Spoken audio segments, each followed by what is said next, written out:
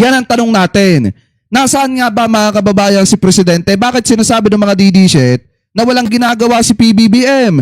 Ngayon ang pagkakaalam ko kasi mga kababayan, ayon po dito sa nakita nating balita, galing po sa Radyo Pilipinas, PBBM binisita ang ginagawang distribution ng ayuda sa mga nasalanta na lindol sa General Santos City. Eto, play natin.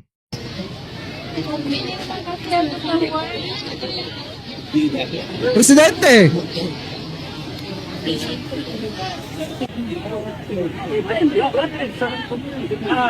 Oh. Alam nyo mga kababayan, ito nga yung pinaka nakakabilib dito eh.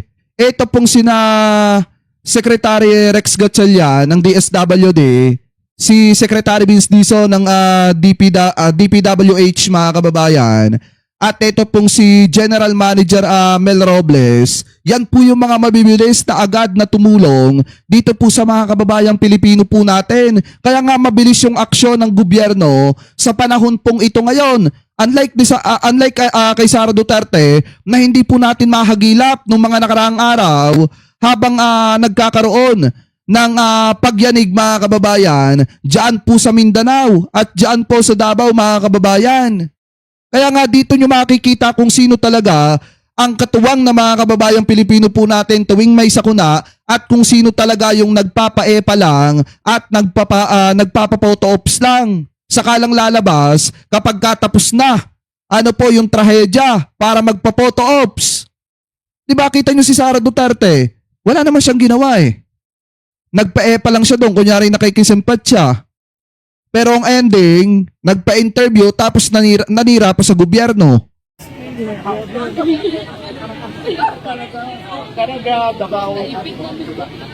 Walang production. Sir, galing na sinuka namin. Pero people,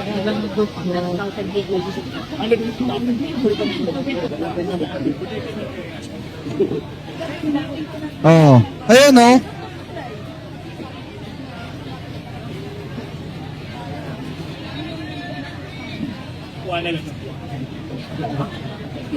Oh, so bukod pa po dyan mga kababayan, ito pa. Ayan oh. Kita nyo, sabi nga dito, ayan, pondo para sa City Hall. Naglaan si Pangulong Bongbong Marcos ng pondo para sa retrofitting o pagkukumpune ng General Santos City Hall matapos itong mapinsala kasunod ng malakas na lindol. And then bukod pa po dyan mga kababayan, kung mapapansin po ninyo, sabi po dito sa nakita nating balita kanina, galing po sa UNTV, PBBM bibisita sa mga lugar sa Mindanao na naapektuhan ng malakas na lindol. Ito, i-play natin. Nel, anong mga lugar yung pupuntahan ng Pangulo sa Mindanao? Yasaga personal na titignan ni Pangulong Ferdinand Marcos Jr. ang lawak ng pinsala gayon din ang kasalukuyang sitwasyon ng mga taga Mindanao. Kasunod ng magnitude 7.8 na lindol noong Lunes, June 8, nakatakdang mag-ikot ang Pangulo sa General Santos City. Kasama sa kanyang itinerary ang pag-inspeksyon sa ilang ospital at mga eskwelahan na naapektuhan ng malakas na lindol. Bibisitahin din niya ang ginagawang ganyan ang gobyerno mga kababayan, mabilis kumilos, hindi katulad nung isa sakalang susulpot pagtapos na yung trahedya. Magpapa-photo ops tapos maninira sa gobyerno pagkatapos magpasarap sa ibang bansa. Distribusyon ng tulong ng Department of Social Welfare and Development sa probinsya.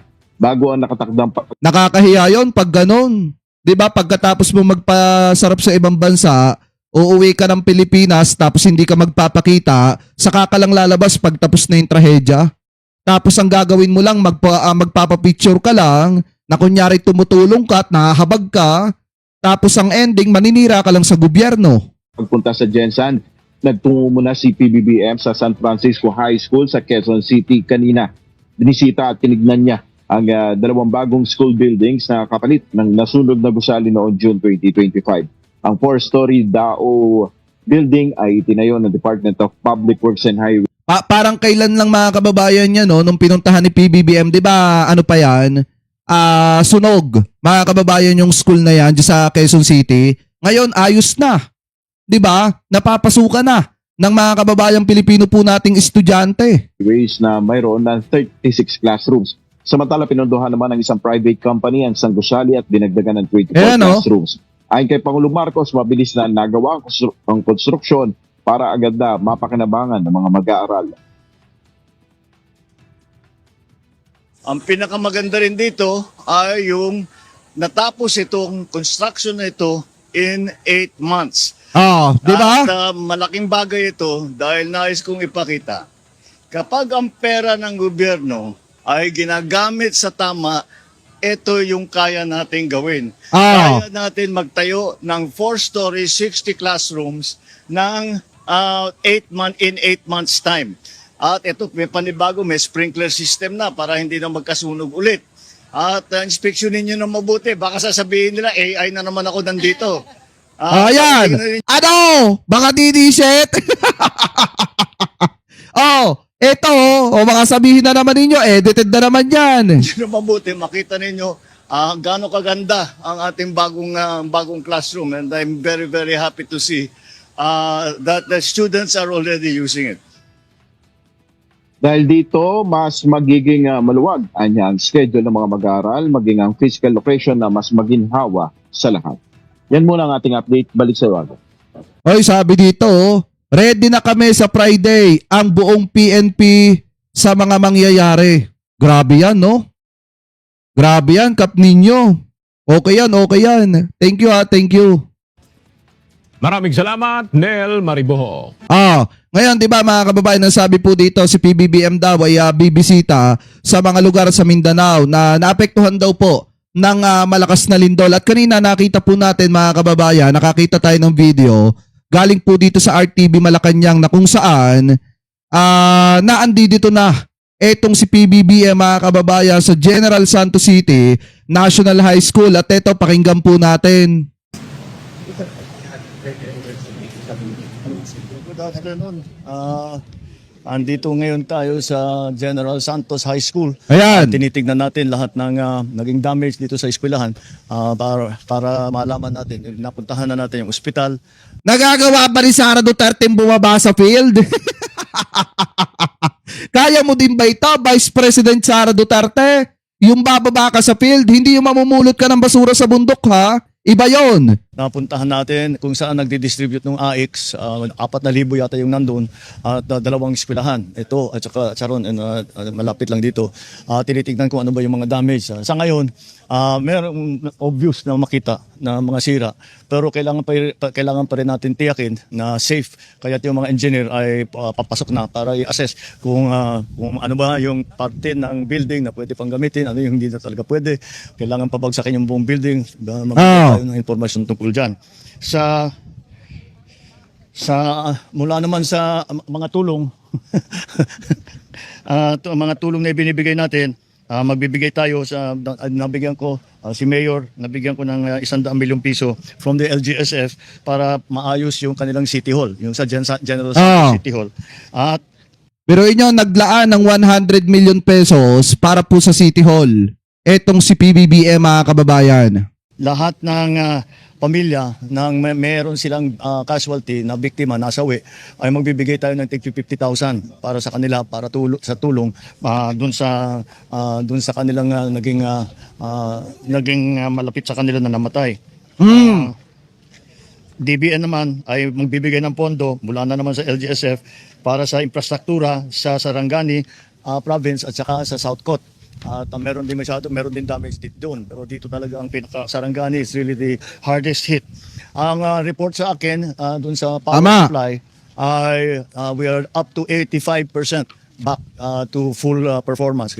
Meron pa tayong mga inaantay. Meron pa kasing mga area, 2-3 area na hanggang ngayon hindi nila mapasok, hindi nila maayos ang mga distribution at pati planta. May plantang that had to, 2 plants had to stop operation. Hindi nga nilang mapasok sa ngayon dahil barado pa yung kalsada, either nasira yung kalsada o nagka-landslide. Kaya hindi mapasok pa yung ating mga vehicles. Those areas naman na hindi kayang pasukin ng mga sasakyan para sa mga engineer natin, para sa mga magbubuo ulit ng mga sistema natin ay yung relief goods. Nakapag-deliver na tayo, nag-helicopter na tayo, places like Glan na hindi pa hanggang ngayon walang road passages. So pero nang-report sa akin ang AFP na nakapag-deliver sila ng pagkain, nakapag-deliver sila ng gamot at kung ano yung mga lagi natin binibigay na pangangailangan sa mga tinamaan ng ng tinamaan itong sakuna na ito. Yan ba ay nagagawa ni Sara Duterte?